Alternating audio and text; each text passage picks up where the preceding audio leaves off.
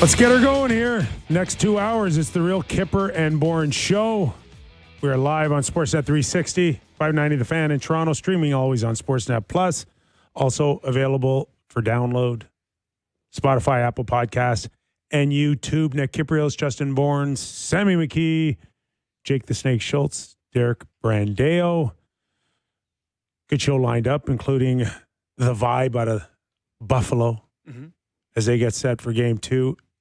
Andrew Peters, who's been on a few times. I don't think he's been on since we've been in this studio. We had a Peters lull. He was a frequent guest. Why, Sammy? Why? Because the Sabres sucked and no one cared about him. Right. Wow. That's right. We always cared about Buffalo. We're like making fun of them a lot. Always cared.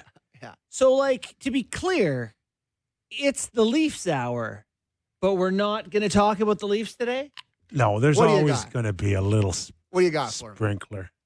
We got to sprinkle the infield. I Is that just what they call it, I just- Sammy? I just- Baseball term? I just told the YouTube chat that we're doing all these for 2 hours, so better get started. There's a fresh Gillis article out Oh, by Luke Fox. We've got Steve Valiquette, too, at the top of the hour. That's always a fun part of our weekly Tuesday hit. Okay, so Luke Fox writes an article on Mike Gillis, who, I don't know, is it kind of quiet out there for Mike Gillis right now? Because we've heard from various insiders, including our very own Elliot Friedman, who has, I think, Ryan Martin and Scott White as finalists. Yes. We're hearing a lot of finalists out there for Is the this job The Voice? of the Toronto Maple Leaf general manager job. Yeah. Ryan Martin and Scott White. Yeah, you know, in talking to Friedge in the past, he wasn't sure the last time I talked to him that Evan Gold was included in that. He wasn't sure that I Gillis think was involved. some have Evan Gold as a finalist. How many finalists can you have? I think it's like the Norris Trophy. I think once you're past 3, you're not a finalist. You're still in the semis at that point. 3 is the answer, is how many finalists you get. I can't believe I'm going to say this, but I don't really, like, until none of these names move me. So I'll dive in when somebody's named. But, like, for me to sit here and be like, the guy who's the assistant gentleman should be in X. Dallas, Like, I don't know. or Goldie, or Ryan Martin, or who, like, cool. Call me when it's decided, and we'll figure it out then. Like, these names aren't moved. I said it yesterday. I'm underwhelmed. I'm not moved by any of these people. Sorry. And at the same time, it's like a lack of information. Genuinely, it's like, why would you know a ton about the AGM of whatever team? It's like, okay, well, fill me in about that guy. That's Neil's job. That's the Glasbergian way. Yeah. He's filling in people. Last week, I said it on our show that I really felt at the time it was going to go to Mike Gillis. Yeah. And again, when you take a look at the list of how many true guys out there with that type of pedigree or that experience, either as an ex-player, an agent, ran the Vancouver Canucks, business side, progressive thinker, like a lot of boxes got checked off with Mike Gillis. And then this week, I'm like, has it cooled off? It does seem to have cooled off. No. Nothing has happened. We've just been sitting here talking Okay, ourselves in circles, being like, we brought up that name. It's different now. So we brought up this name. Now it's not there. So like, there's- we are the temperature. If we talk about it, it's like, There's two schools of thought here that Keith and Neil are doing a heck of a job keeping everybody guessing. Oh, that's not part of their job at all. that's the opposite of what they should be doing. Hire a good person.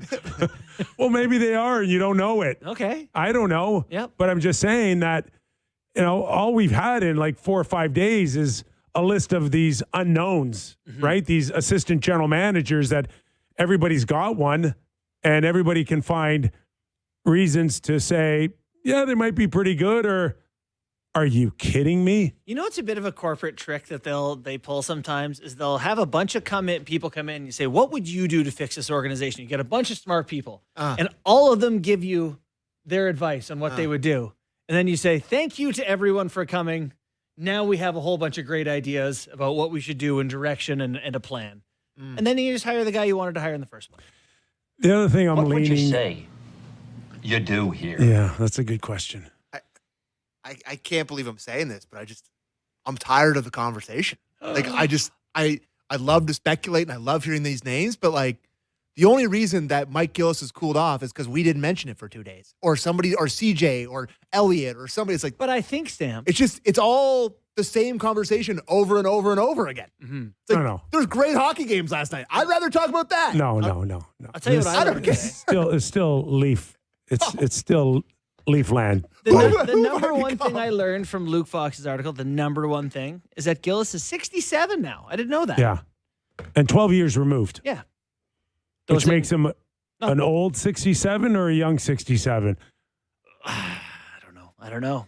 Well, I mean, there's some nice serendipity there with 67. Last time the Oh, Leafs won. If yeah, they hire yeah. him, maybe they'll exercise the demons. Like when Max Pacioretty wore it and then yeah. fixed it. Well, I mean, he did score a big goal for them. He did score a He's large goal And against another one Ottawa. in Game 6 against Florida on the 2-on-1 with Bobby McMahon to One make of it the 2-1. strangest things was Max Pacioretty being insanely useful He was and awesome. a very good player and scoring huge goals for them in playoffs. And then the next year, he's just no one gave him a PTO. So- he didn't want to play. So anymore. Brendan I don't know. Shanahan had to talk him into coming here. Last year. He would have retired Oh, is that? before. He was like, And he came in and like blew me away with his physicality. well, that's you remember his whole career. I don't remember him being Tom Wilson. No, he turned into Mike Pekka overnight. It's Yeah. like, what had happened here? Anyways. It was wonderful. Okay, just one little observation from me You're allowed to on make those.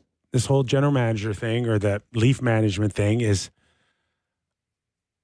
I'm sensing that it's less about a president, a general manager. And more about the person.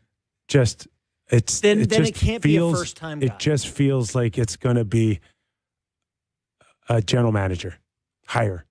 Then it can't Just one be. person.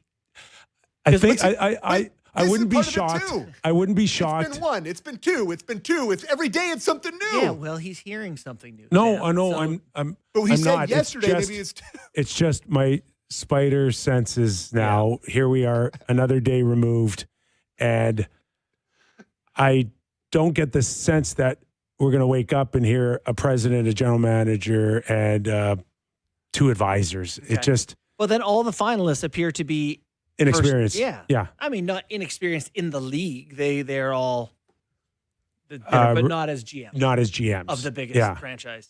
Yeah. In the sport. And they went out. Keith Pelly got rid of all the president's jobs, right? And Raptors don't have one. They just have their general manager, Bobby Webster. And then they have a senior advisor in Wayne Embry. Did I say that right? That sounds right to me. Okay. Does it mirror, do they, as a company or as a philosophy from sports team to sports team, do they mirror each other, or it's okay that the Leafs have a president and a GM, but the Raptors don't? I think you can't exactly hold up the Raptors to me as a example of like, this has gone flawlessly. I understand that they're in the playoffs and as a Yeah, 6 seed. it's been a clown show since they won the championship. Yeah, kind of. Like they turned it into a science experiment ever since they won the championship. They haven't done anything since then. So That's a strongly worded version of my take. but yeah, I mean, I don't know that you can be like, let's try to mirror that. And TFC is So obviously they made the playoffs this year. Is Yeah. that yeah, they didn't. I mean, is that I'm not not going to a get sign that they're trending in the right direction? I'm not going to get into the nitty gritty of the Raptor season, but they didn't beat one good team all year. They're really hot to start the year, scuffled towards the end, getting embarrassed by a not that good team in the Cavs. Like it's, if you want, I don't know. Here's my I don't wanna other do Raptors. thinking about potentially the Leafs signing just a general manager, albeit inexperienced. Yep. Is that it's already been done, right? This week with Sonny Mehta in New Jersey. And you could have easily gone out there and hired a Brendan Shanahan above him and then invited Sonny as a general manager. And that could have, you could have passed that. And they didn't. They didn't. I will say the one thing that's been funny to me is that like hockey people have created, there was never a president that, or rarely a president for teams 10 years Yeah. ago. And there was never these guys 10 years ago either, the analytic guys who never Yeah. played the game, never really been in a high level situation in professional hockey.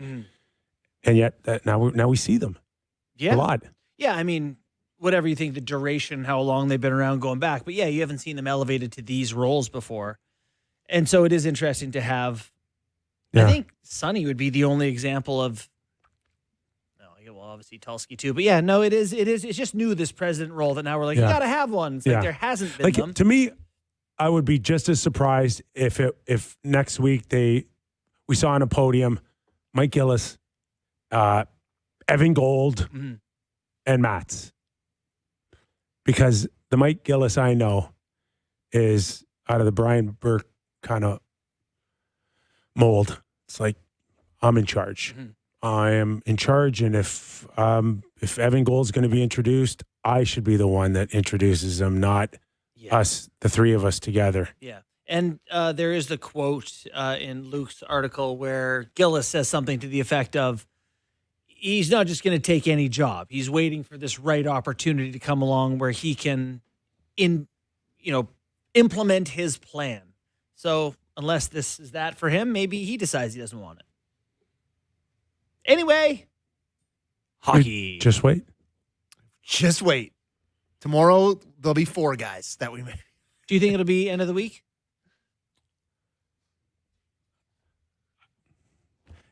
When you hear some of the insiders start going finalists, there's no reason why it shouldn't be within a week, 10 days. I would imagine any of those people would they don't need the most money to get hired. They're not like, falling over GM jobs, and this is a pretty coveted one to get your name out there. I imagine there's not a huge contract negotiation pending. Anyway. Okay. Do we have any sound of Sonny? He got introduced today. Well, no, I was going to do that at the end. We talked. Anyways. Oh, I don't know. No, I didn't grab it yet. I was going to grab it during Valley. We were going to play it after Valley. All right. Like we talked about. That's fine. I missed that meeting. Yeah, shocker. All right. Which game, did you guys... I find it very difficult to focus on 3 or 4 games in a row. Yeah, of course. It's too hard. So really? I was all in that Carolina-Ottawa game. Yeah, that's the one I focused on, too. Yeah, I had that one the most. I did watch some of Dallas. I watched more of Edmonton, which was good. I barely saw Pittsburgh-Philly. Yeah, my remote couldn't keep up with me last night. It was just it was malfunctioning. I was flicking around so much. I had the Jays on my phone. I was 4 different games going at once. But yeah, I thought the Carolina... You're happier with the pace? It lived up to expectations? So, yeah. I mean, that was a fabulous hockey game. The first game stunk. I can say that. But the second game was unbelievable, and I thought the Sens were taking a lot more chances in that game, and it led to more chances both ways, and it's a fantastic hockey game. It was. The skating, the pace of that game was crazy, and the puck just wouldn't go in the net. Yeah, it's just night and day from a regular season game. It is. It's the intensity of knowing that every check matters. The amount of effort. It's like, wow. It's not that guys aren't trying in the regular season, but they're just not extra trying. Yeah. At times I can feel like that's a tough watch in November or December. And I think they're just smarter than we were back then. So, they don't have to kill themselves over 80 games. Save it. Which is why guys can come up as a call-up or come out of the press box and look awesome because they play like it's the playoffs and no one else is. The main conversation from most people seems to be the play, the overtime winner, penalty shot, disallowed, overtime. One of the strangest sequences we've ever seen in Stanley Cup playoff history because no one's ever ended an overtime on a penalty shot before. No, it's only the 4th time there's been a penalty shot in Stanley Cup overtime. First off, incredible play by Martinook to get the penalty shot. Then he helps them keep possession. Then he makes a really smart change. So they got fresh troops out there, and they're able to control the puck and make that play. It was really great work by Martinook. So I thought it was fitting that he ended up being the puck don't lie game winner later. It's just to have that long interlude where they challenge for offside. They're talking about whatever the penalty is. But then for the referee to be not concealing it, but did he tell anyone that it was going to be a penalty shot? Did he tell Travis Green that if this comes back, it's not a power play? Obligation to tell anyone. But it's just then for him to be it's called back, but we've rewarded a penalty shot, was a legitimate wow in the living room moment. It was a really great dramatic moment. And I don't know, do you guys want to hear the Travis Green? We have a clip from him. The reporter was really trying to get an answer out of Travis Green, and I don't know if you guys remember him from last year. Wasn't biting. Not the most forthright guy when it comes to me. Let's listen to the clip one on the offside play. As best as you can you give us a play-by-play of what you saw on the disallowed goal from Bartwinkowski because of the offside? Just how you experienced it. The actual play? Yeah. I mean, it was just offside. I don't know if that's what you mean. I mean, more just like, obviously you see it happen, the Canes celebrate. Yeah, I mean, it's a weird play. You don't see it a lot in overtime. We knew right away when the puck went in the zone that it looked like it was offside. So you could see from our bench we weren't going anywhere. Felt like it was offside. I thought the refs made the right call. Did you think it was offside? So it's not Martin. Possession. It's Stahl, right. Right. We're down to, I don't know, what's the term? Possession over but not control. He had possession, but not control. It's like, oh, come on. Like, Stahl knows exactly where that puck is. He puts it where he needs it to be so he can make a play with it. Great pass. A sauce that lands on Martinek's stick. What are the alternatives on that if you just don't call it the way it's called now? Well, he's got the puck going into the zone, for God's sake. I don't know what else to say. Yeah, it's gotten crazy. If you go to the bar test or the fan test, like a diehard hockey fan, now neither of these teams, you're like, does this look like offside to you? And what percentage of people will be like, that's onside? Yeah, you're good. It's like it feels like we're reinventing the wheel with this rule where possession, I don't know.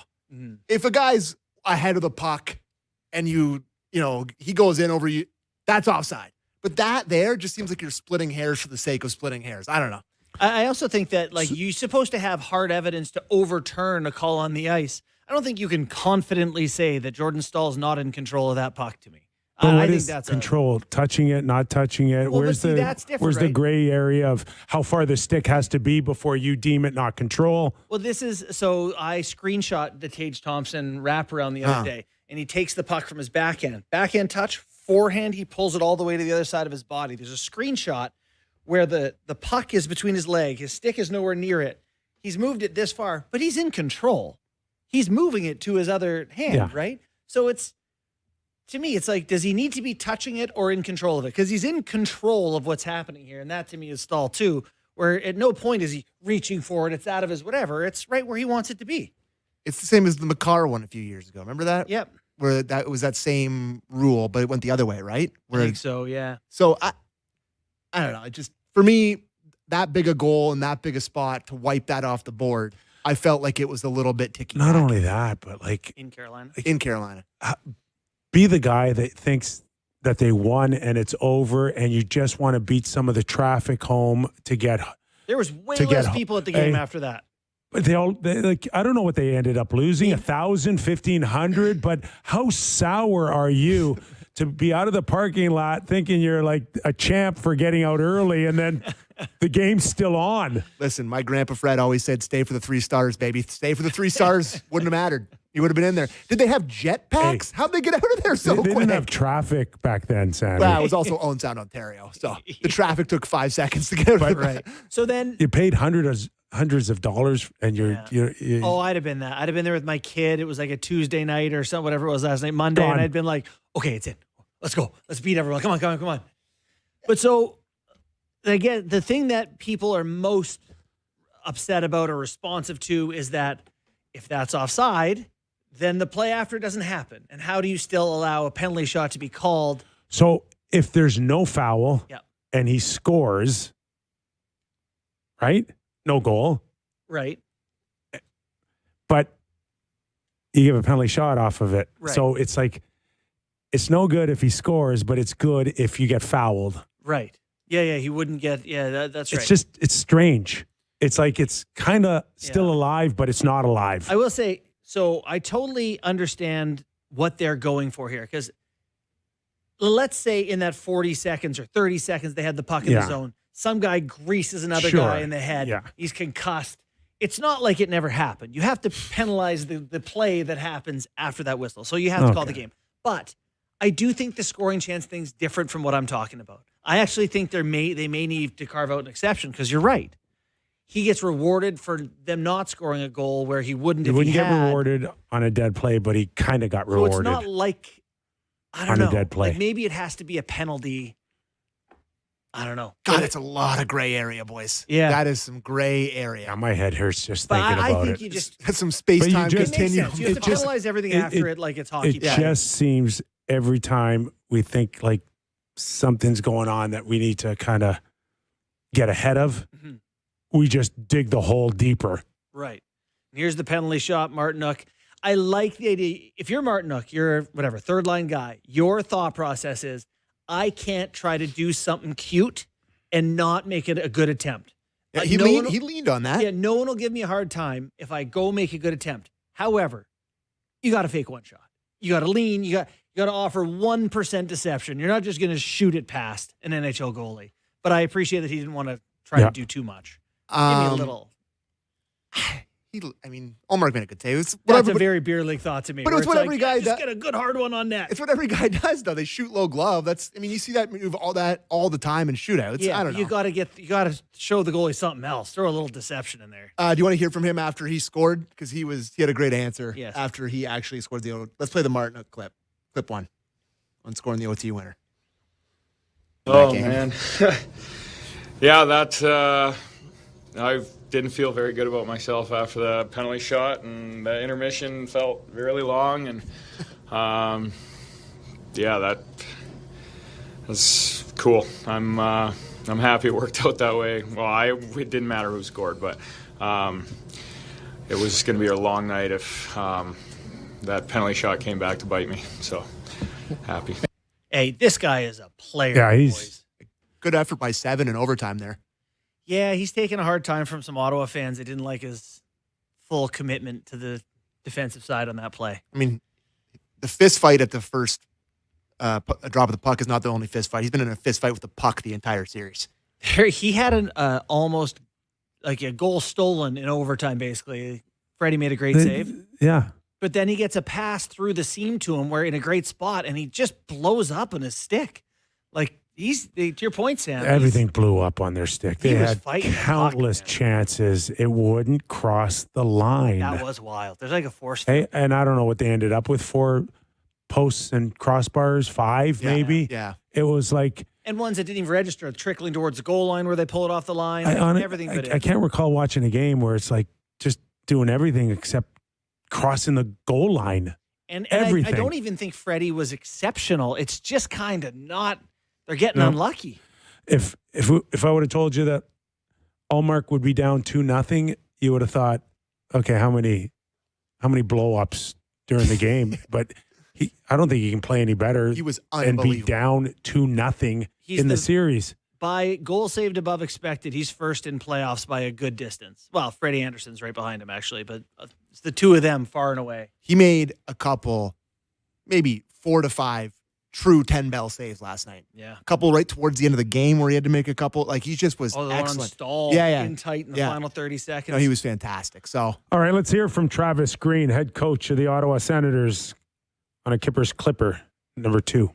Yeah, I thought the first probably half of the game, I felt like there'd been a lot of talk about creating more offense, and I thought we took a couple chances that we don't usually take. Our forwards were diving down when they don't usually dive down, and we gave up more chances than we normally do. And, Linus kept us in it there, especially made some big saves in the second period, it felt like. And I really liked our game after that.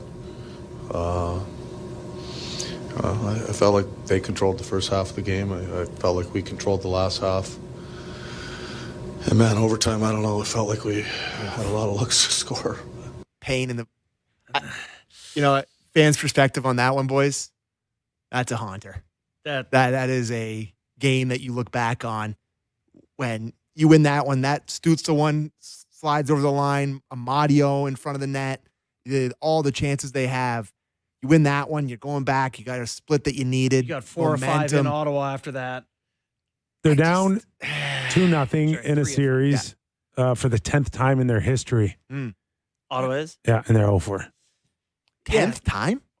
10th. In their history, they're down 2-0. 2-0, I Is that think. true? Seems like a lot. Well, that makes sense. Yeah, okay. I'm not going to doubt Kyper, but I just that seems like a lot. It does. No. Get AI on that. But the thing Sam and you and I talked about before was like, you watch that Carolina-Ottawa game, then you watch Pittsburgh-Philly, and I said I didn't watch all of it. I didn't watch much, but I did watch some. Mm-hmm. And the paces are different. The mistakes are more glaring in Philly-Pittsburgh. It feels like the winner of Carolina-Ottawa is going to be a sizable favorite in round 2. And you're right. If Ottawa gets that win and it's 1-1 and you're heading home, and maybe you can start. I'm not.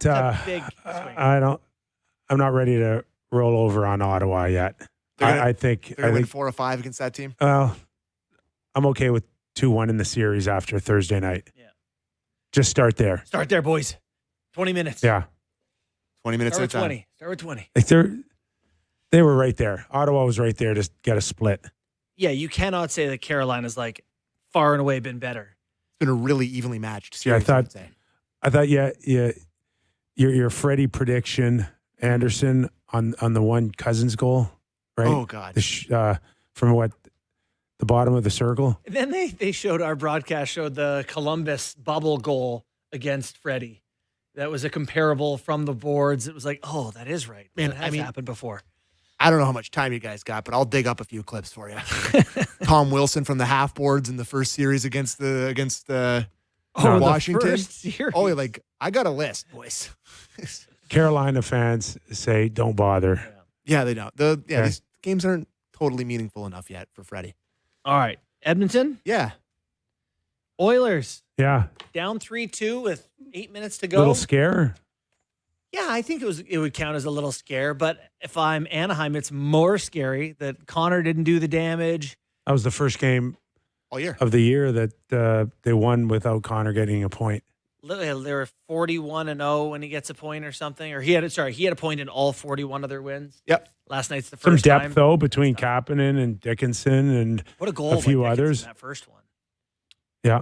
And you have to love seeing Radko Gudas just blow a shoe for no reason, and then having Ekholm come down, blasting on net, and then Dickinson tap it home was very satisfying. I rewatched that goal several times, and I was like, did that have an impact on the play? Massive. Oh my God! Massive. My God! Now the other guy's got to come over and cover and leave his guy, and it completely is the reason they scored this goal. Speaking of beer league, that is as bad of a toe pick as you're going to see. I just love this too. Hammer it, and watching that game.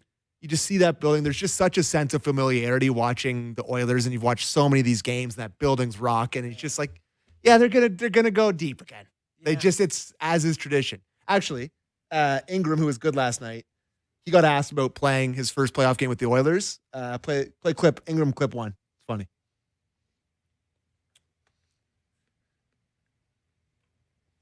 Clip 2.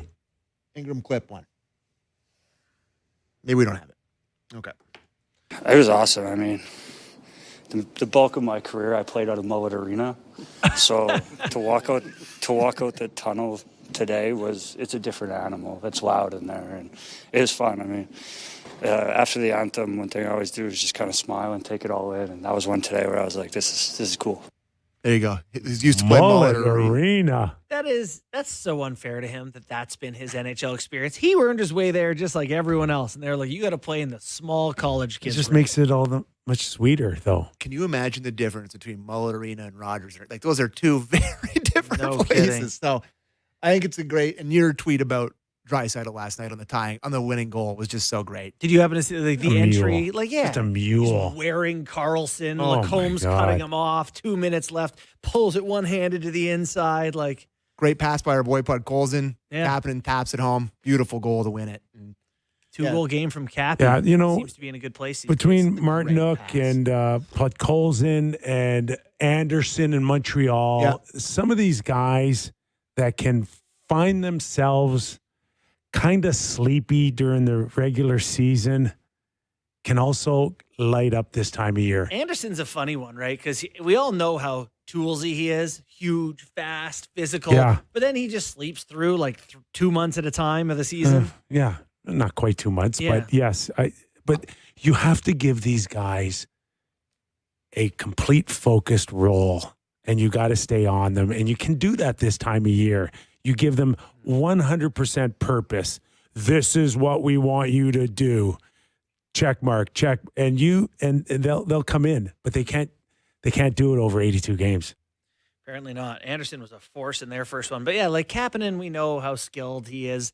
He's been clutch his whole life too. He Scored multiple Finland massive OT goals. winner. Yeah, he scored a huge OT winner for the Leafs early in as his a career. rookie. Scored one for didn't he eliminate the Knights last year, scoring that overtime goal, right? In game 5, he scored he's got a knack. He's one of those guys. Yeah, he's one of those they come guys. alive. Yeah. He's one of those guys who, like, as the pace goes up, that doesn't bother him. He can think that speed because he plays that speed.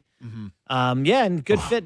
He's a missile too out there. He is. He plays with Leon and Podkolzin. That's pretty awesome. I got to say, though, if you're the Ducks and you get the pointless Connor McDavid game, who is literally, like, other than Gretzky, the most prolific scorer in NHL playoff history.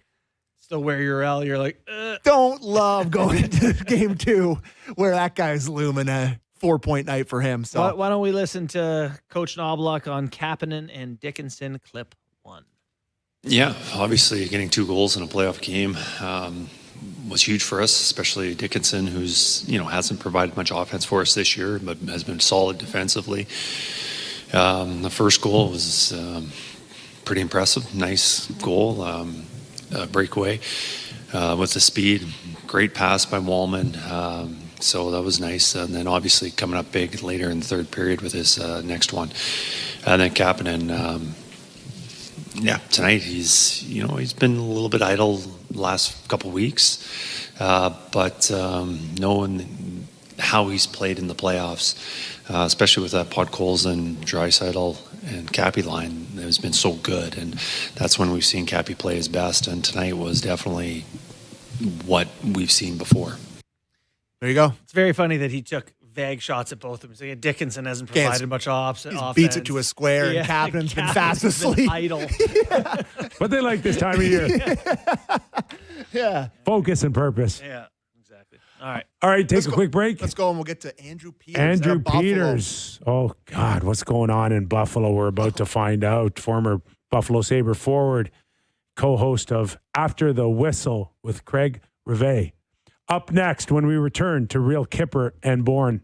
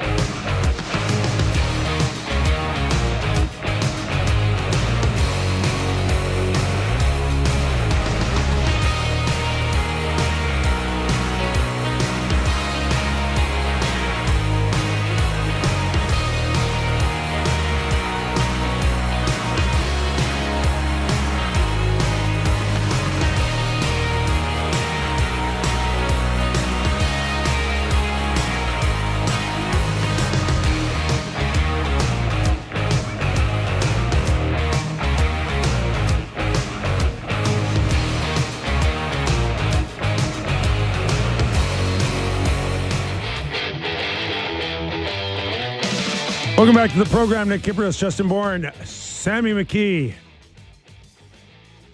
We got Andrew Peters. We do, yes. Petey, where you been? Oh, I know where you've been.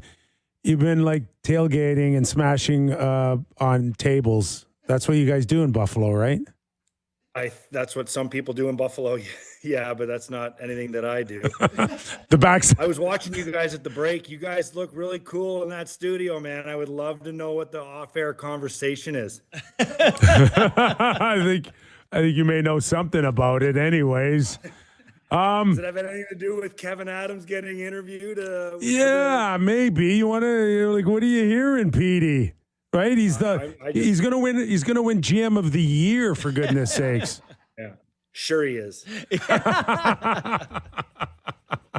Okay. Sure he is. So, okay, like picture where you were, mind, spirit, and body in September, and where you are with this team, mind, spirit, and body today. Well, September. Well. If you go back and listen to our podcast after the third game of the season, it was 17 minutes long. I didn't stop talking, and all I was calling for was death. And now I can't even describe to you the turnaround. Like, I mean, it's so confusing that we were feeling the way we were the last 14 years, and then at the start of the year, and then somewhere midway through the year, there was a complete change in how this team played and a morale change. And here we are. Well, not we are, but here are the Sabres, but all of us here in Buffalo 1-0 up in the first round of the playoffs against the Boston Bruins. So I'll be honest with you. I was, we do a podcast here in Buffalo, very Sabre-centric. And, I basically told Craig 10 games into the year, I'm like, this is it. I'm done after this year. I'm going to get through this year. We have sponsor obligations and that's it. I'm going to 7-Eleven and throwing in my application. Big Slurpee, Which, please. by the way, 7-Eleven, for those of you who don't know, 7-Eleven in the U.S. is an Ontario / I don't know about all over Canada, but it's an Avondale type store. So, Well, listen, things have turned around pretty impressively. Is it, I guess I'm curious what went wrong at the start of the year. Was it just goaltending? Why were they not this good? Because once they turned the page, they've been awesome since. That's a great question. And I think the one thing that was wrong is that they were not a team. Yeah. And, you guys know what I'm talking about when I say that. Like, you look at what's going on in Toronto, that's not a team. Those are a bunch of individuals and a very confused group of players.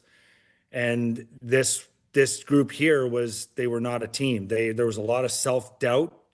There was a lot of team doubt. There was a lot of I don't think there was any pride, to be honest with you, from the player standpoint, and I hate the cliche of, you got to put the logo on and be proud every night. But I truly believe that every player might have been a little bit embarrassed for how things have been run the previous, 14 years, but 5 under the GM that is unbelievably getting called by Vancouver. So there's a lot of that. And somehow, I think they rallied around Rasmus Dahlin too, who had a couple personal issues going on in his life. And, there's many other things that we've heard and talked about that we can get into, but I just don't think it was a team. You're watching and listening to Andrew Peters, former Buffalo Sabres, does a terrific job covering the hockey team on his podcast After the Whistle with Craig Rivet. I'll tell you how bad it was that we could hear rumblings on like who wants out. Will Dahlin want to stick around? Bo Byram is a guy that is looking for a new contract and, he'll want out, and no way Tuck's sticking around for all of this. I mean, I can't recall. We've been around the game a long time. This turnaround, like, is remarkable, Petey. You know? Well, let me fill you guys in on a few things we've heard, and it hasn't been shot down. I don't even know if it's really even been pursued, but so we had that 05-06 reunion night. You know what it's like. You honor a team that goes to Game 7 of the conference finals, and that was a sarcastic joke. We're with you. We were all there, and some of the guys went down to the locker room the morning skate against Montreal and saw Lindy and saw some of the guys. And, obviously the game of hockey is a small world. A lot of guys know parents, a lot of people from hometowns and things like that. And one of the guys came up to me in the suite that night and they're like, Petey, I got to tell you what someone told me today. And apparently, and I don't know if the story has been exaggerated a little bit, but to a certain degree, Lindy was being overbearing with some of the young guys. Okay. I don't know if it was Jack Quinn, Owen Power, Yuri Kulik, all of them. Could have been all of them, maybe one or two more than others. But I guess Tage Thompson stood up and snapped one day. And I don't know exactly what was said. I would know what I was told that was said, but it was directed at Lindy, and then Lindy walked out of the room and Tage went off again and was kind of lighting up Lindy when he left the room. And that was a huge galvanizing moment for the team. And then all of a sudden, Kevin Adams, they go on a 6-game road trip. They lose the first 3. There was a lot of talk that he was being relieved at the end of the trip. Now, they still had 3 games left. The players, the leadership group met with Lindy. They had a little come to Jesus meeting. And then the leadership group met for dinner on the road trip, had a little come to Jesus meeting. And they won the next 3 games. Kevin Adams was still relieved, and off they went. Now, it's my understanding he was a major dark cloud over this franchise, major dark cloud over the franchise. And, it even goes back, and I've told this story on our podcast, but I've not been on with you guys, but it even goes back as far as last year. Now, do you guys remember when Terry Pagula flew to Montreal and met with the team and said the answer's in this room? Yep, yes. Very much so. You guys have any recollection as to what happened the next game, the next night, I should say, against Montreal? Nope. They got their asses kicked. Oh, okay? Actually, now that you mentioned that, it is familiar. Yeah, now it rings a bell, right? Yeah. So we said, and we were like, oh, that was a good meeting. Right. Yeah. The answer is really in this room. I think that was kind of like the joke going around the league. Well, apparently, this is from a very reliable source that apparently the players thought that day they were meeting, going to the rink to find out that Kevin Adams was relieved of their duties, and they were very excited about that. And then when they found out that he was not, they went out that night and had quite themselves a time in Montreal, as I'm sure you guys. Another turning point. Yeah, that's the turning point. Yeah. And they went out and got smoked. And I think they had just kind of had enough of, being a joke, and they just couldn't recover from it. So here we are. So can I ask you, Petey, just in terms of Kevin Adams, and if this is a guy that either drafted you or traded for you, what was the big issue they had with Kevin Adams? Well, I think it would probably be the same issue that I had with him, and it was just how he got the job. His credibility, his resume he didn't pay his dues. I think some of his interviews and his press conferences, the no palm trees, high taxes. There have been a lot of moments that have been, made the franchise look like a joke. And I think the players felt that. I think they didn't take the franchise seriously. And then you enter Jarmo Kekalainen, who I'm sure had a hell of a first meeting with the team when he was hired as the general manager. And then he hires Marc Bergevin. And who knows what kind of a conversation he had with the players, the captains, and how that translates into the room. So I think truly looking back at the last few years, there's been enough talent here to maybe make the playoffs, but maybe there hasn't been enough morale, pride. And I know what people are probably thinking, right? Like, I mean, I can add this in there. I can hear the voices out there saying, well, they're making this much money, they should go out and play hard anyway. And I'm not saying they weren't playing hard. I think there's just there's an element to it, and I'm sure you guys understand where players, when you're excited to actually go and play, you might play a little differently. So that's what I'm attributing this to. And then you look at Tage Thompson going to the Olympics and coming back, and new guy, not just, pardon me, like a new guy.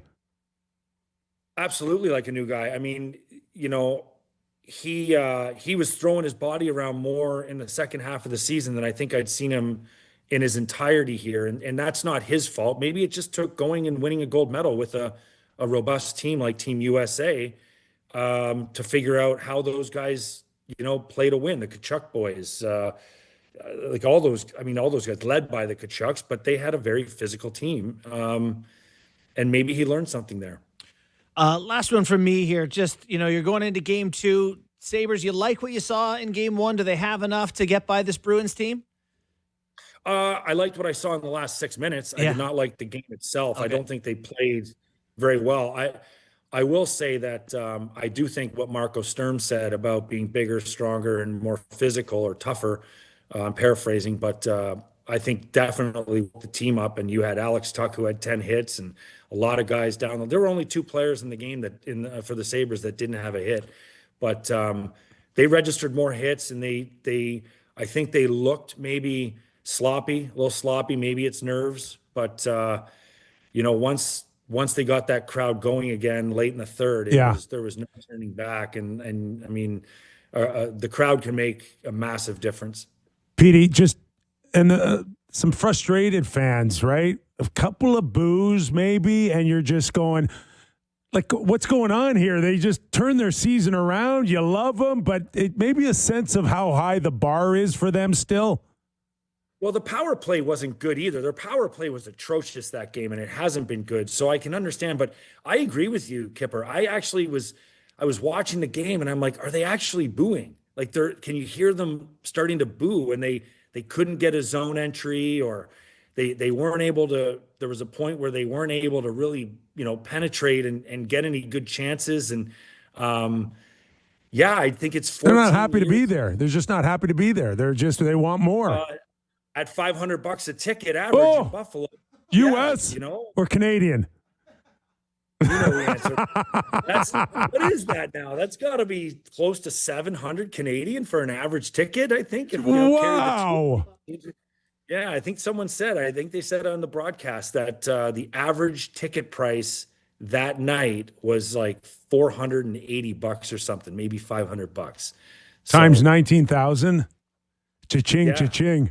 Well, you're paying for the stadium, the Bills Stadium too, right? Yeah. Well, listen, no, the taxpayers are paying for okay, good. Good. Yeah. Pagula might be looking at this winning thing as a pretty cool idea for the Sabres. You might like it. What a bad idea, eh, Justin? Yeah, well, what a concept. Well, listen, if you are tailgating and want to smash into a table, go knees in first, eh? Did you always knees first? Always. But have you seen some of the videos of the fans and stuff? Buddy, they're lunatics. They're amazing. Yeah, they're amazing. They are. Listen, I'm not just saying this because I live here or I cover the team for the most part. I'm saying it because I've played here and I've experienced it, and I've been on 2 very good teams here. And the fans are one of the reasons why I wanted to stay here in Buffalo. Is they are just, whether they love you or hate you, they have amazing passion. And I talked about their passion on our podcast a couple shows ago, but one word that I just forgot to mention, but certainly warrants mention is you guys booting me off. Is this the Oscars music? That's the hook soon. It's the knowledge. It's the knowledge of the fans. So, it's a great place to live, and I hope that players around the league are taking notice, because it's not the most desirable place to live in the United States, but maybe what they're seeing now can make it a little bit more appealing for players to want to come and play here because of how desirable it is from a player's perspective. Oh, and how much it means to the fans. Hey, Petey, great stuff, man. We're going to have you on back soon, covering the Sabres right to the finals. I love you guys. You do a great job. Great to see you. Thanks for having me on. Hey, say hi to Thanks, Craig Petey. for us as well, my friend. Thanks. I will not do that. Okay. All right. Craig, wave. I'm doing it myself. Guys, thanks. When you watch like what's going on in Buffalo outside and what's going on in Edmonton, man, it's just the best time of the year. The best. The best. They I miss deserve it. Terrible. Yeah, I was looking at some time hop stuff today. It's pretty rough, man. It was a good time covering the Leafs last year. Our thanks to Andrew Peters moments ago. We go live nationally next. Steve Valiquette for Tuesdays. Woohoo! And we'll get into a little bit of Kevin Adams, too, and the thought of Petey had lots of great things to say Kevin about him. Adams in Vancouver. You'll want to get our thoughts on that as well. Stick around. Valley next.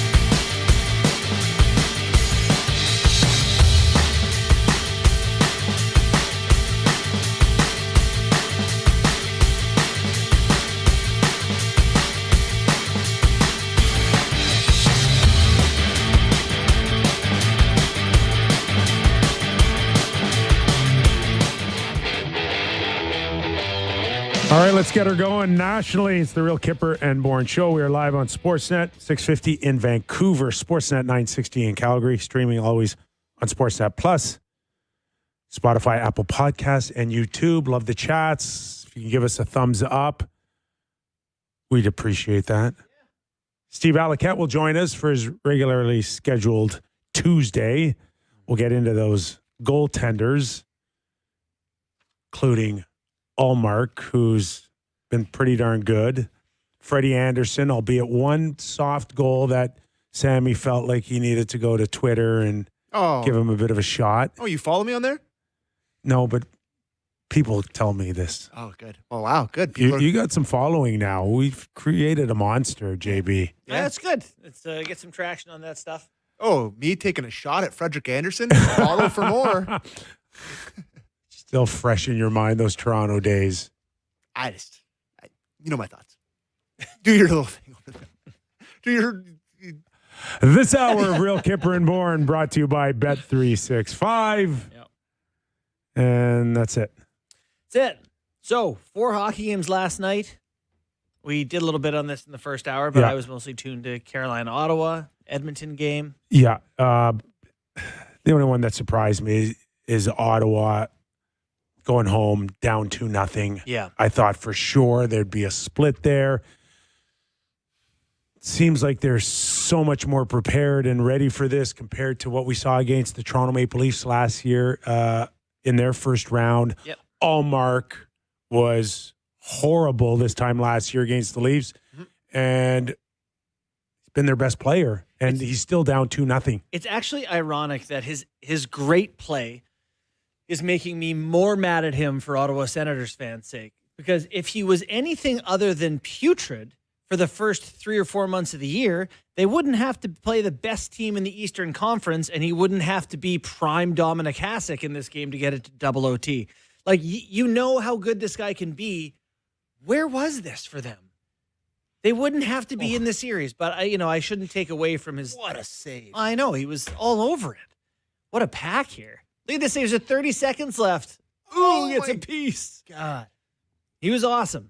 Could have used a sliver of that in November. They really let Carolina off the hook. They got a bit of a gift on the offside, penalty shot, whatever the case was. Which you can listen to our thoughts in the first hour. Which is offside. like second life. Yeah. You're right. At that point, then Amadio goes in on the breakaway shortly after and catches a piece of post, and they just couldn't get it across the line, man. Timmy Stützle breaks in, slides it past the pad, off the post, any other angle that goes into the net. That Stützle one is like, I can't believe that's not in the net. He did everything right. There's two moments, that and the Amadio moment, where it's as soon as it's heading towards, like, oh, that's in, and then it finds a way not to go in. It's gross. The Ottawa Senators going home for Game 3 Thursday night, down 2-0. Is there a chance tonight the Montreal Canadiens go home up 2-0 against Tampa Bay? The Philadelphia Flyers move. Yes, there definitely is a chance. I mean, it was a pretty evenly matched game last time. Goaltending definitely not as good as the Carolina-Ottawa series, but I don't know. I can't find a piece of criticism for Montreal. Why couldn't they?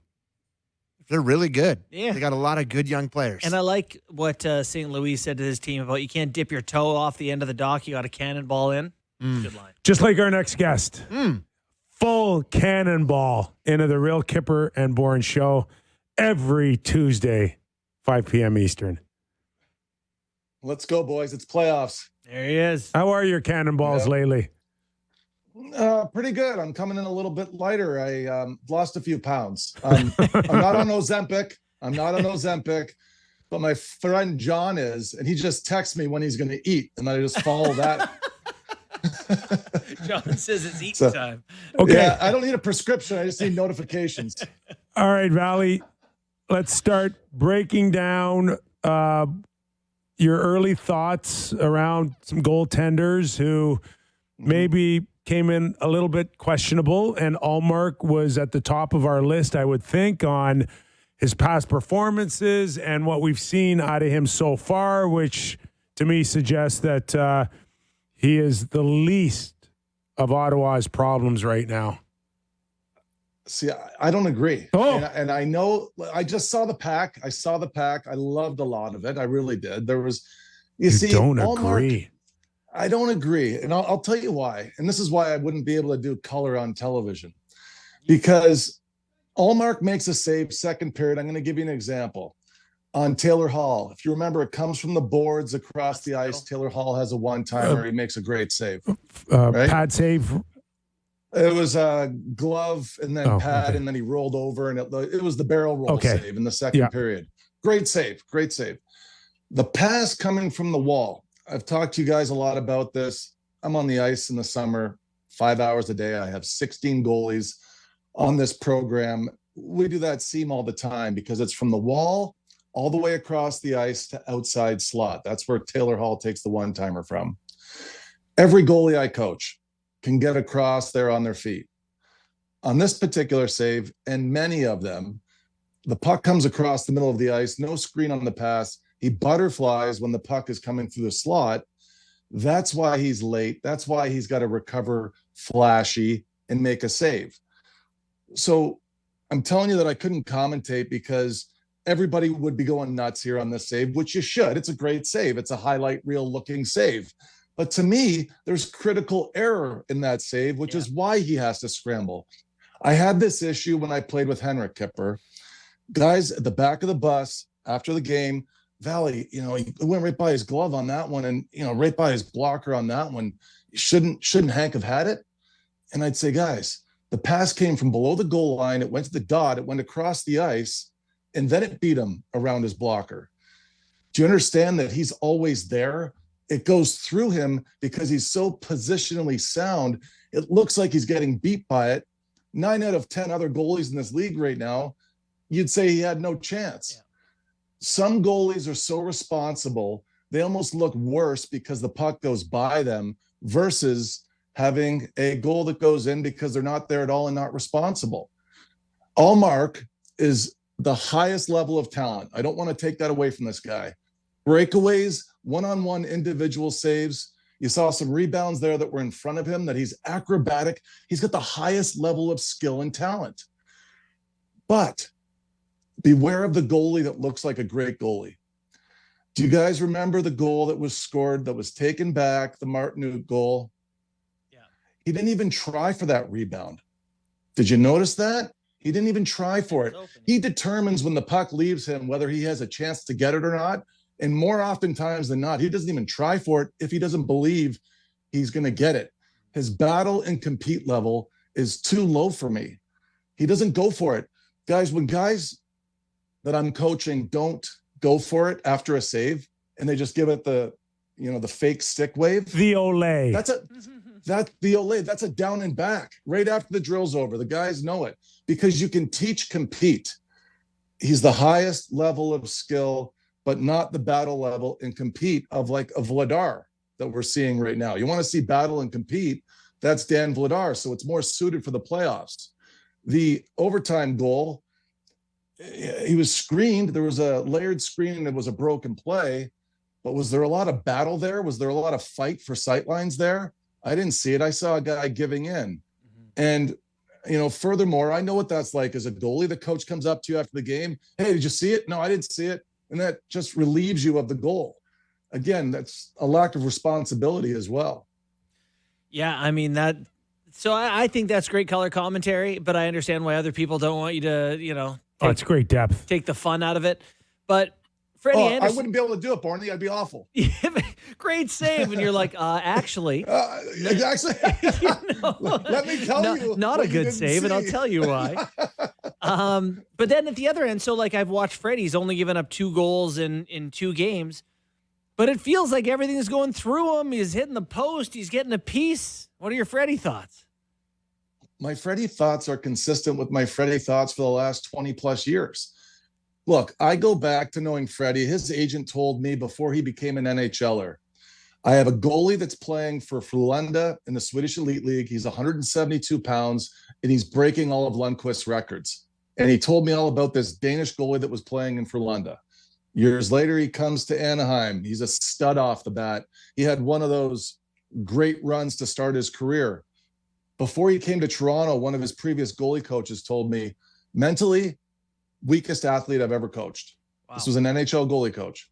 And I'm telling you guys, that was never out of my mind. I spoke to the Toronto coaches during that season. If you remember, his first year got off to a really bad start for the first couple months, settled in, and he's just so talented. Once again, he's so talented, so good at movement, depth, squareness.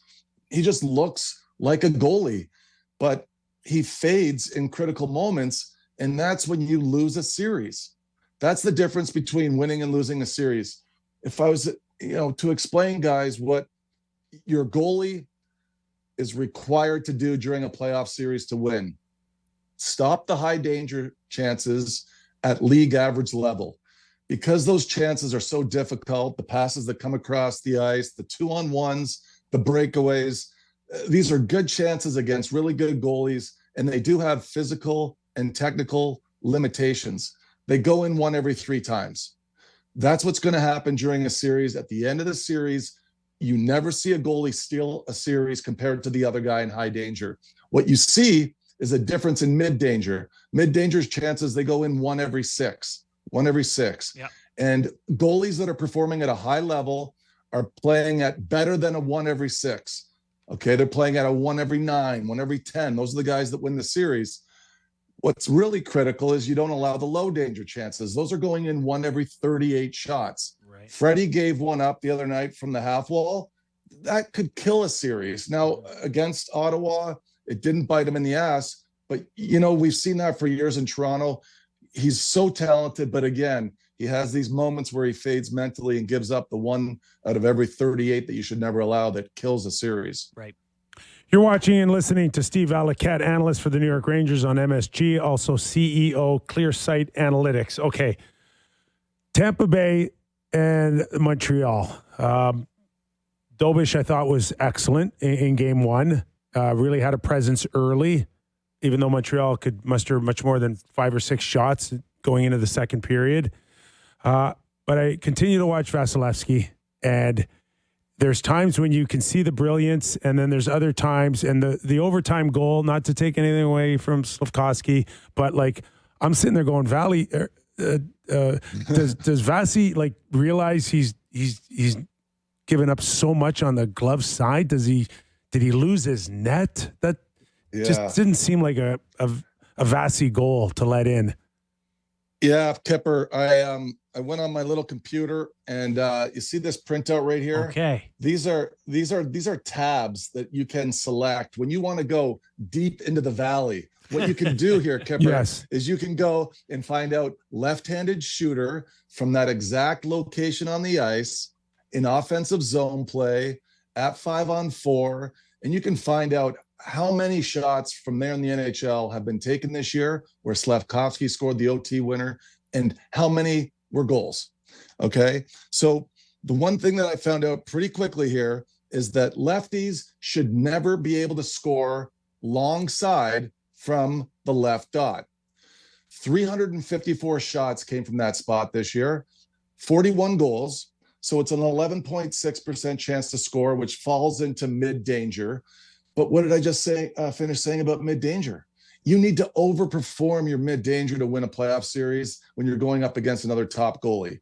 So that goal kills. It's not low danger. It's not critically bad, but it's bad enough when the margins are thin and you've got the top 16 number 1 goalies playing.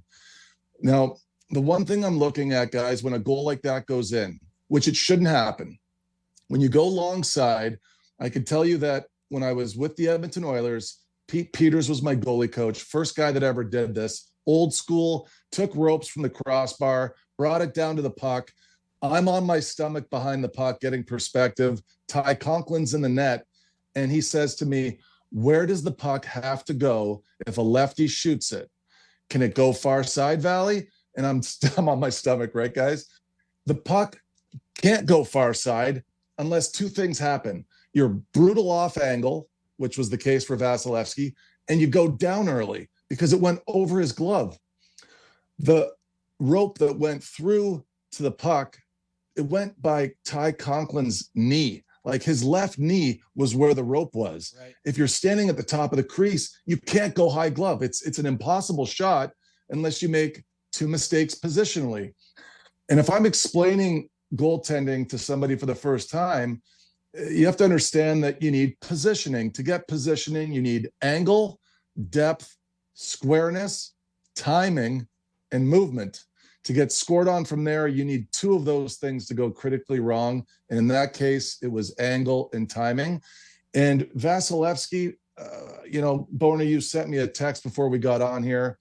I was listening to Simmer yesterday with his record and on your show. And, it's what I'm seeing too, fellas. It's a different guy now. And I don't know if it's physically or what's going on with him, but even on all the shots from the point this year, guys, he had the 4th worst save percentage on net front. And what do we see that is critical to success in the postseason? Having a successful net front coverage defensively, clearing rebounds, broken plays, but having a goalie that can save them. Yeah. The playoffs are fascinating for me this year, Valley, because there's like big names, but then there's some guys we're not really sure what to expect. Buffalo goes and gets a win with Ukko-Pekka Luukkonen. Is he going to be able to outplay Jeremy Swayman over a 7-game series? It seemed to be one of the places where Boston would have an edge going into things. I agree. Now that game 1 was just amazing, wasn't it? Just the swings, the third periods, one of the better third periods I've ever seen. Ukko-Pekka Luukkonen. What I see with him is just a young goalie. He doesn't, now he's had the results, and this is where people are going to, come after me on Twitter. That's okay. But, he moves too much. NHL goalies that are the top guys, they move less, and they move less distance. When traffic comes to the net, watch UPL, he'll shrink back into his net and think that he's creating more time to be reactionary. And it's a very forgiving sport when you give your net back. Unforgiving, I should say. And what I've seen from him is there's just too much movement when it's not necessary. The goals against are usually chasing out of the post, and his stance can get too low for a guy that's 6'4". He gets very low and wide. I don't see him having the same success that a top goalie would need and is required to play with to get through this thing. Could he get through Boston? Maybe. But I still see Boston beating Buffalo in this first round. Swayman, for whatever reason, he had that moment that sometimes we can get. It's a paralysis when the wave comes. And like I could tell you guys, the last goal I ever allowed in the NHL, Sidney Crosby scored on me. He could have shot anywhere. It was going in. Like I was. I mean, where were you when I played? No, yeah, no, I'm telling you guys, like mentally where I was on that final shot, the game wasn't going well. It was getting away from me. Sid scored on a 2-on-1. And then after the goal, when I was like, man, he could have shot anywhere. Like that was, and I felt like that's where Swayman went mentally on that go-ahead goal for Buffalo. He was down once early on the way across. He stayed down. He was up and down twice before the shot. He just looked like he had that deer in the headlights look that you have when, the wave of offense is just killing you.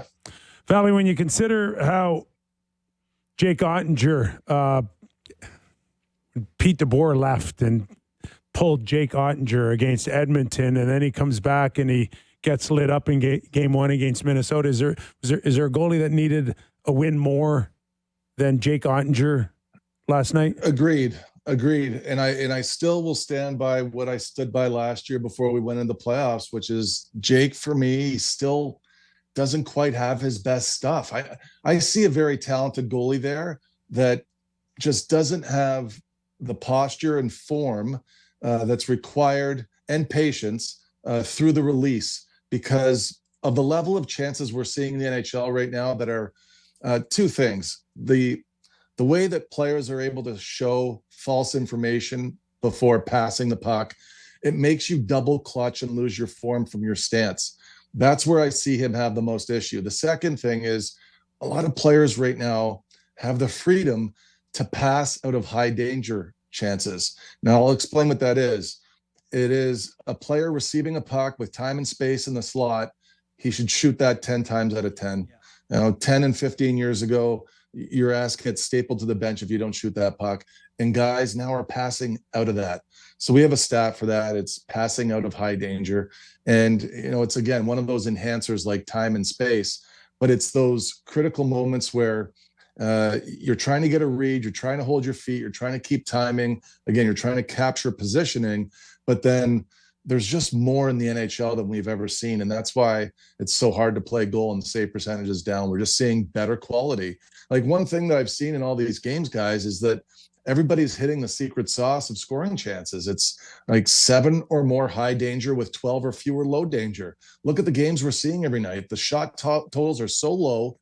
And out of the 11 games we've seen so far, 8 of them have been won by teams that have had more high danger chances all the time while shooting 12 and fewer low danger. It's the secret sauce of shot quality. And furthermore, I want you guys to think about this because it's really on my radar right now.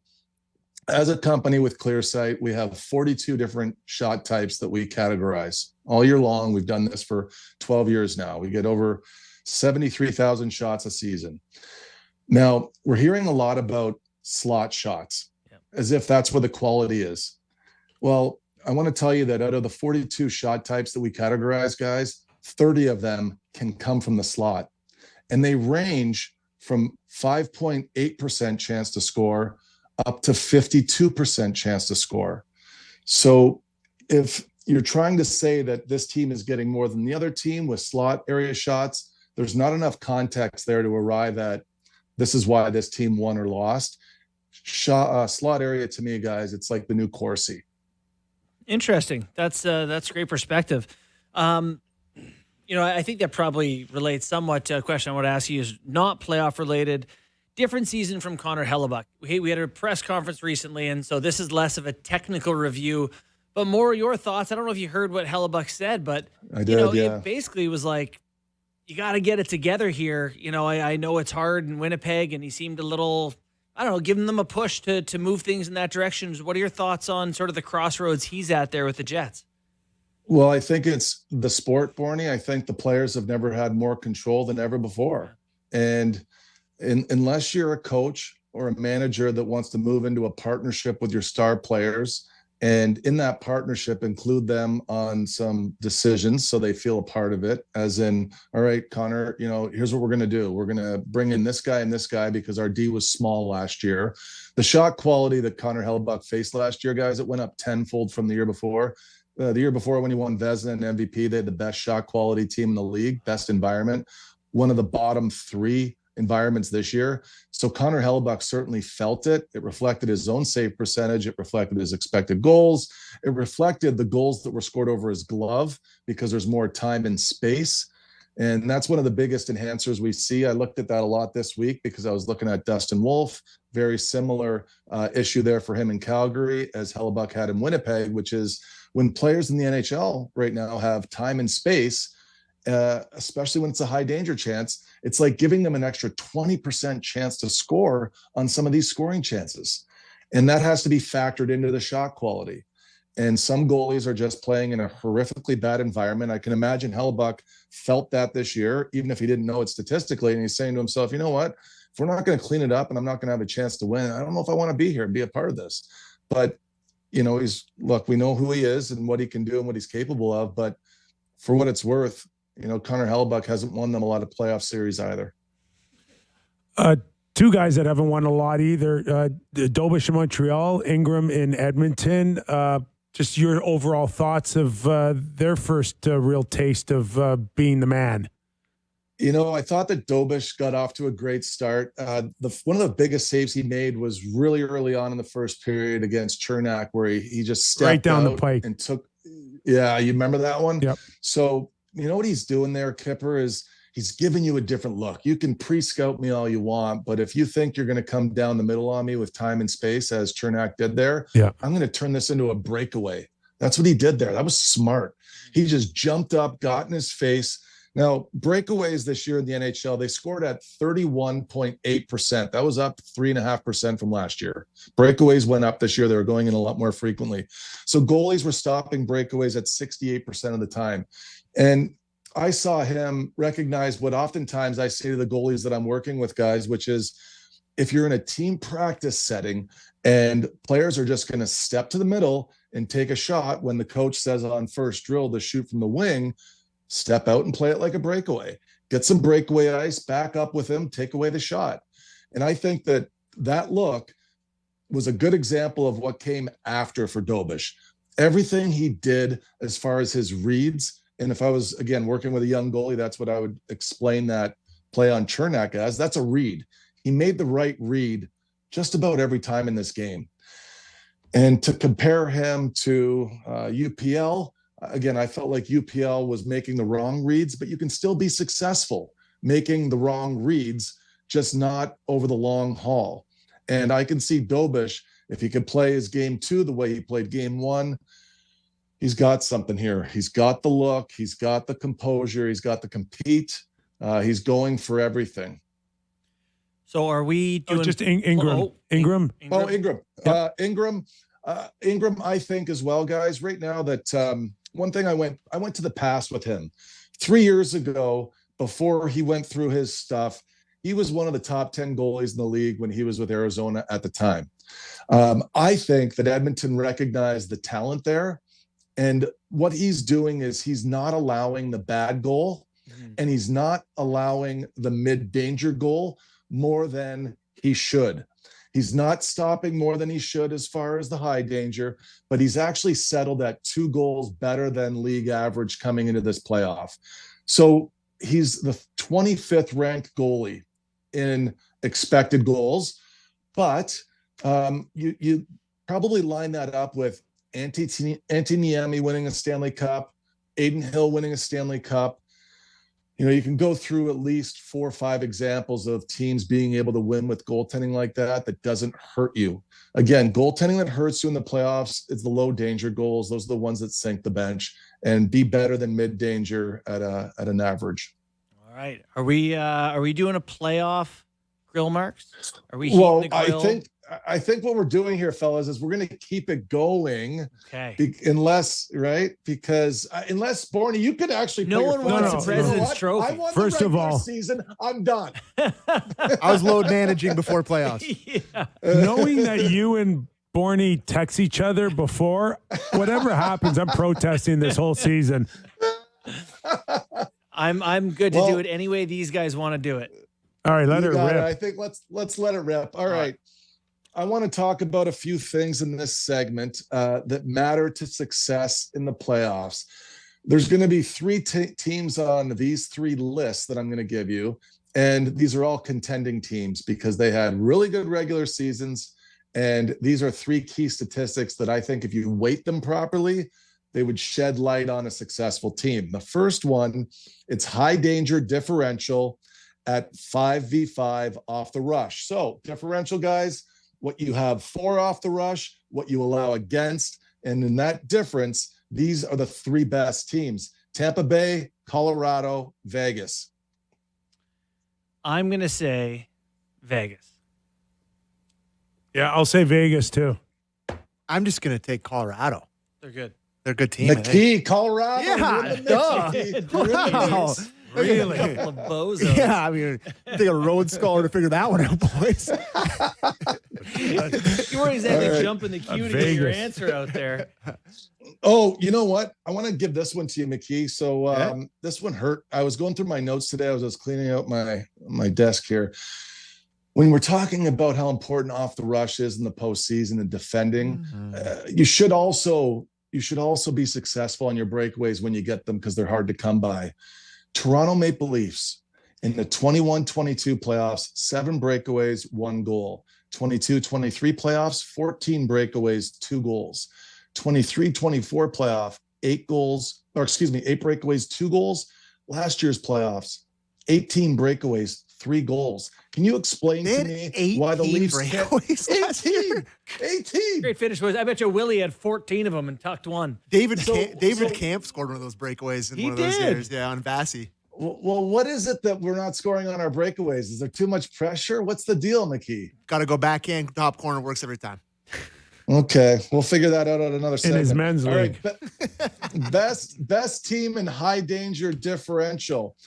Now, again, I said earlier, guys, the good teams, they're winning when they win the high danger battle. In fact, if you have half an expected goals more than your opponent, you're winning 74% of the time. That's how important chances are.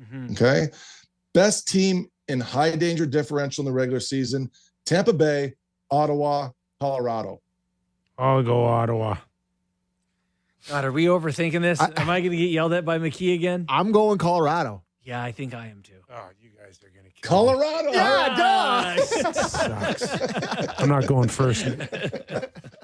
Wow, what a pick. Okay, third question, Colorado. Best team in unsettled differential. We've talked about this a lot on your show. Unsettled. It's the 50-50 puck wins, forechecking, back check, giveaways, takeaways. So the best team in unsettled differential at 5-on-5, Vegas, Colorado, Dallas. He's going for the trick. I'm going Colorado. I just will feel like a fool if I don't. We're all picking I Colorado. picked it before you asked. Colorado! You sneaky SOB. Who do you guys think I'm picking in my Stanley Cup? I think we all are now. I wish we'd had this conversation earlier. That's too good. Sammy, 3 for 3 today. I got some points. I was saving it for playoffs, boys. Great stuff as always, Valley. Great job, buddy. All right, boys. Thanks, Valley. Loving it. Talk See you to you soon. next week, buddy. That is the very, very smart Steve Valiquette. I sent Colorado. I sent Valley a board that they're going to put in the game tonight. Playoffs at home for Andrei Vasilevsky since June 22nd. Record 1-10. Ooh. At home. Something's going on with him. Save percentage 868. Let's do game time. Let me find my sheet. Here we go. It's game time presented by Bet365, an official partner of the NHL. Must win a team plus. Ontario only. Please play responsibly. I was looking through the futures there while you guys were talking to Valley, and one of the ones I love on here is the exact finals forecast. So you can bet on what. So, for example, your final that you had was Colorado beating Carolina. Let me find that for you. That number. It's looking okay right now. Carolina. All right. Still a good number is plus 900 on that, which is pretty good there. I'm sure he would have got a little better number if he had to bet it before the 2-0 lead. Right. Kyper, what'd you say? Do you remember? Ottawa Mini. Mini to beat Ottawa. I could find that for you. That is plus 20,000, so 2,000 to 1, right? Is that right? Yeah, plus 20,000. So that's a big long one. And Ottawa needs 4 out of 5. And I had Edmonton to beat, which is better odds, plus 175,000. So all right. So some interesting stuff there. You can probably find some value if you dig through there, but I love that one on Bet365. Anyways, that was Game Time presented by Bet365, an official partner of the NHL. Must win a team plus. Ontario only. Please play responsibly. Okay, take a quick break. Sammy, we good? Yeah. Take a break. More clips. We're going to talk. I went and listened to Sonny Mehta while you guys were talking to Valley there, and I got a banger of a clip. Nice. Is that right? It's a long one, but we're going to play it and we're going to talk about it. Oh, boy. Also, for our Sportsnet 650 in Vancouver, the sights and sounds of Kevin Adams potentially being talked about. Don't listen to Petey in her first hour. In Vancouver. We'll get our thoughts out on that as well. Plenty more when we return to Real Kyper and Bourne.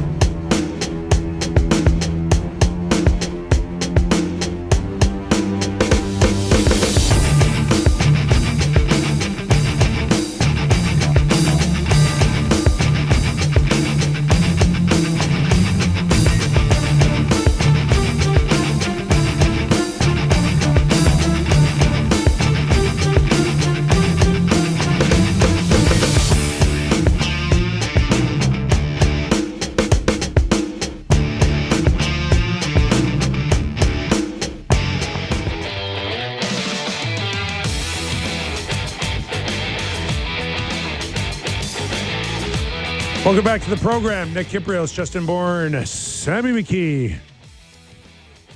All right, Sammy. Time now for the Acura Performance matchup. The 2026 Acura MDX, precisely premium. Tampa Bay Lightning versus Montreal Canadiens tonight, Game 2 on CBC and Sportsnet. Yeah. What was that stat you gave about the Lightning losing or Vasilevsky Last losing? 11 home games he's played is 1-10. That is 868 save unbelievable. percentage. Yeah, it's shocking. 868? And I believe Tampa Bay has lost their last 5 Game 2s. Ooh. Okay, that's really bad. So a couple of other things I dug up for this game tonight.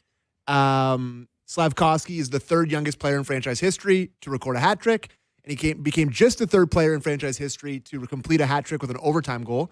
Eric Desjardins did it in 1993, and Gary Plomadon in 1949. Oh, who could forget the Oh, Plumber? Plomsy. Plomser used to Right, rip he him had a in. hell of a series. The Canadiens have an all-time winning percentage of .656 in Game 2 during a best-of-7 series, 82-43. The only team in NHL history with a better winning percentage in Game 2 of a best-of-7 series is the Columbus Blue Jackets. Oh, my God. 5-2 with a 7-14 winning percentage. Right. So the Lightning lost their 7th straight playoff overtime game, dating back to Game 1 of the 2022 Stanley Cup Final. I was trying to dig up if that's a record. That's got to be close to a record. And I think it's worse. I think it's like 1-12 over 13. Like they're on a bad run. 7 straight's tough. And the Canadiens, they improved to 8-2 in overtime playoff games since 2020. That's really good. They're the cardiac kids this year. Everything late, overtime. Yeah. Goes to Gary Plomadon is doing his thing for him. He's haunting the Bolts. Anyways, that was the Acura Performance matchup, the 2026 Acura MDX, precisely premium. Slavkovsky, I think, just turned 22. Like he's not. I don't even know. He's not even. He's a mule. He's not even finished growing yet. He could be. No. Okay. No. He's still got ways to go here, and he plays at about 225 right now. Yeah. And by the time he's done, he could be playing at around 235, 240. Yeah. And skate like that. Do you guys want to hear classic Cooper downplay? By the way, he turned 22 like a couple weeks ago. Jeez. Yeah. Like I said, he's still growing. Yeah. And he's under contract until he's 45 At nothing. for $10 a year. Yeah. Derek, let's do this. They asked him about how do you contain Slavkovsky. Mm-hmm. This is the most vintage Cooper. Clip 2, please. Slavkovsky obviously had a big impact there in Game 1. Is there any kind of magic formula on what you can do to try to prevent him from having such a big impact in Game 2? Well, he had a big impact. Their power play had a big impact, and he was the guy that was, that finished.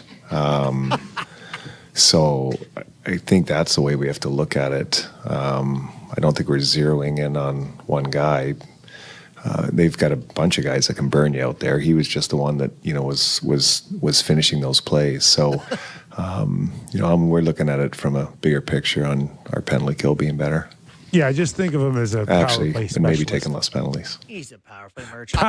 Power play specialist. I half expected him to be like, what do you have, 70 points this year? We're worried about it. I love that. But the thing is, when you've heard it's a coach, good point. When you've heard a coach for so long, and you just learn the beats, and it's like that's vintage Cooper. Yeah. Like don't even play him 5-on-5 now. Just save him for the power play. And you know what? It's not even him. He's just on the tail end of what they do. We're just worried about the penalty kill. So funny. I teased it before we went to break.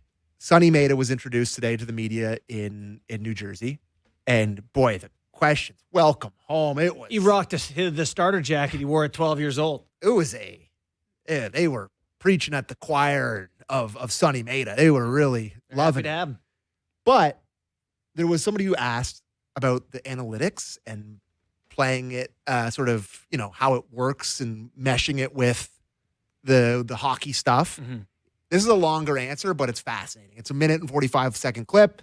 Derek, I think it's clip 1, Sonny Mehta on analytics. Great question. I'm actually glad you brought up the analytics thing, the A word. So I totally understand why I get kind of put in that analytics bucket, labeled as the analytics guy. But it's really funny. I think if you actually look at my path my background, even my own path to analytics is considerably different than the typical analytics person in sports, in the sense that, I never really ever set out to be in academia or be a mathematician or anything like that. I personally, even though I ultimately kind of went back and got a master's in data science just to fill in gaps or whatever, but truly, like, where I learned statistics was on the job, like at the poker table, on the trading floor, and in the hockey front offices. And to me, the reason that I ever even cared about analytics, statistics, probability is because it helped me win. It helped me win in poker. It helped me win on the trading floor, and it's helped me win in hockey. And so that's why I care about it. And the blending is, of course, that's important.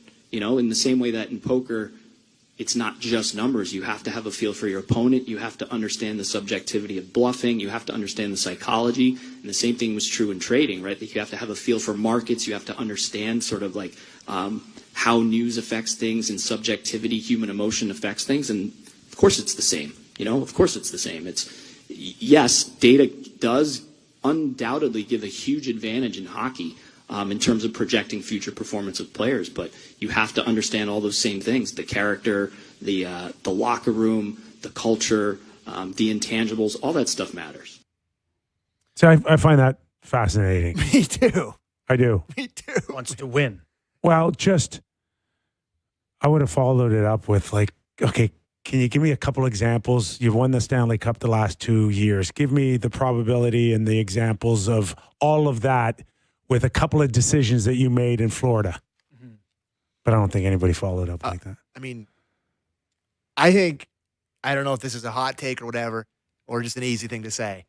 I feel like it's either going to be an incredible success or a 10 out of 10 failure after listening to that. Like poker, we're talking. Yeah, but you're not winning all the hands. We're talking trading. We're talking. Like, and you're not going to win all the trades, right. And you're not going to, right? I do think, if you look at any GM's track record, even the ones that if I said, who's your favorite GM? There's a half a dozen trades in there that are no good. Very bad. That is part of even the best. Right? Yeah. We traded a draft class for Tanner Jeannot. Right. We cover the Toronto Maple Leafs, and it's my understanding that there was a few trades in the past that were very data-centric. And I think Kyle Dubas went on Spittin' Chicklets or somewhere where he talked about maybe one of the worst ones, one of the worst trades. And he mentioned Mason Marchment for Malgin. Yeah. Which I think was kind of driven with the probabilities and the data. And that's Peter, Peter, the goalie, Mazarek? Mrazek. Why did I? Right? I don't know. Why did I go old guy all of a sudden? Peter Mrazek, data driven. Yeah. And there's misses. There's no question there's misses. Yeah. And just the same, there's misses the other way, this is the thing. It's like, I think that's the only answer he can give is that, we're trying to figure it out, get all the answers we can and all the information we can, and just make decisions based on information. He had a quote in there. Someone asked him about what would you describe your poker playing style as, and how will that translate as a GM? I don't know if we have that. I don't have that. Sorry, but it's fine. He just answered that. They call it tight and aggressive. That you don't play all the hands. That you kind of wait for the good cards and don't play when you don't have anything, sort of thing. And when it is time to go, you go hard. And I think that's kind of a healthy way to go at general managing and trading. And I love poker. That's awesome. I love poker. I could watch poker whenever it's on Sportsnet. I put it on. Oh, really? I love watching it. Yeah, I love it. I've never seen Sonny Mehta. Like a lot of people my age, I had like a run with it. So was he like one of those guys that we could watch on TV too, Sonny? I wrote 2 books about it, so I assume so. I don't know. Like, I made you text Daniel Negreanu about him because, and then I felt like we kind of made you text Sidney Crosby about a beer leaguer, maybe. Like, I don't really know. Yeah, Negreanu's like, no. I've never heard of him. He doesn't make it at the high roller table at the Wynn once in a while. I don't know. I don't know. I guess me fascinating. So did he take Jack Hughes out after, or did they we have got a meeting? We got a clip. Clip 2 on talking with Jack Hughes. He's an intense dude, man. We met for coffee a couple days ago, and I want to say like the first 20 minutes he just hammered me with poker questions, and I was not expecting that. Listen, what else can be said? Fantastic talent. He absolutely fits that criteria or that mold of what I'm talking about, where I see the development. There are, in my opinion, I saw a lot of this when I went to Florida. Like, we had players of that ilk that kind of hit that part of the age curve, 24, 25, where I'm just extremely excited to see what the sort of upcoming years are going to look like for Jack, because I'm really bullish. Yeah, he's gonna have to. Yeah, he's gonna have to be on a pretty. I don't know if he needs a tight ship around him, but like Jack's going into a year here where he needs to go next level stuff here. Yeah, Mm-hmm. there was a lot of talk that he'd be a. You know, and there's times when I think there's a maturity thing going on with Jack too, and that whole thing about him getting hurt and how he got hurt and how much time he spent away from the team, and you know, and that's what Sonny's going to have to kind of stay on top of. Mm-hmm. Go ahead. No, just like, you know, maybe less discussions about poker and more on how to win. Yeah, he it's fascinating. Like, as there's more guys with an analytics background who do this, and you know, certainly more names are coming to the fore. Is it Tim Barnes, I think, is one of them. You know, there's other just names of people who have been through this that will be GMs, and not everyone can win. You know, do you like where the Devils are starting at? Like, do you think if you handed it to Doug Armstrong, would you like where the Devils were headed next year? I thought Devils would be a lock in the playoffs this year. Mm-hmm. I think they were, when we were doing those early Bet365s, they were one of the Stanley Cup favorites So, at the start of the year, if I'm not wrong. Where do you think they are with Keefe? Yeah, that's unclear. It sounds like Evaluation. He kind of said we're evaluating. We're still evaluating everyone. Yeah. That sort of. I think they keep him. You think so? Yep.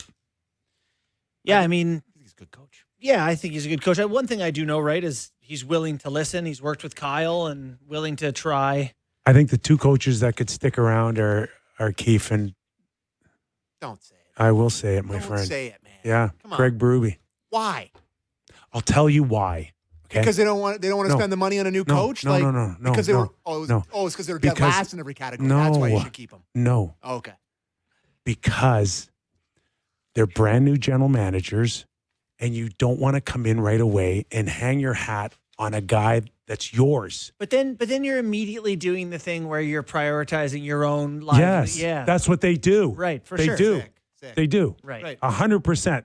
Their that's first always been the instinct problem. to come in is to watch your back. And that's always been the problem. Let's see what they have won't. here. Let's see what we have. I think Matthews would be really upset. With that. They'll keep Keefe and they'll keep Berube and reevaluate at Christmas. If you got to make a change then. Yeah, no when problem. you have to trade Matthews and fire Berube. But that might be inevitable anyways. Reminder, this hour of Real Kyper Bourne is brought to you by Bet365. Quick word on Porter Martone. Porter Martone. Yes. You were tweeting that he's going to be on Team Canada's to come. I do think so. Nice. I adore the kid. It's a good player. It's my Babcock. Good player. He the best thing about him is the fact that he's just really annoying. You know, that's not even remotely the best thing, but it's a great Canadian perk for a guy that gets under people's skin. How about some no fear, little love for Rick Tocchet and the job he's doing? Totally. I did mention before Kevin Adams, of course. If you didn't listen to Andrew Peters, not very supportive of his work over the years in Buffalo. But your thoughts on maybe Vancouver taking a look at him? I mean, it's tough for me to look at what happened in Buffalo and be like, Kevin Adams, great handiwork. Like when Kevin Adams took over, they had Darlene, they had Tage Thompson. Yeah. He was there. You know, I don't know that I look at it and go, they are where they are because of the work he did. So I wouldn't say he handled the media awesome. So I'm not thrilled. But I mean, the team's good. I think now that Alvin's gone, you have to show a level of kind of respect for the process, and he might be included in that. But I don't get the sense they're going to go Kevin Adams. No. Okay. I think some Vancouver fans would probably like that. All right. Our thanks to Andrew Peters. He's covering the Buffalo Sabres as they go head-to-head tonight with the Boston Bruins. Big night. Steve Valiquette, of course, on our Tuesdays. If you're just joining us, give it a download, man. It's always worth the listen. 4 games on tap. Find your game on Sportsnet. Enjoy your night. If you get a chance, give us a rating and review. We'd love to hear from you. Go Jays, go.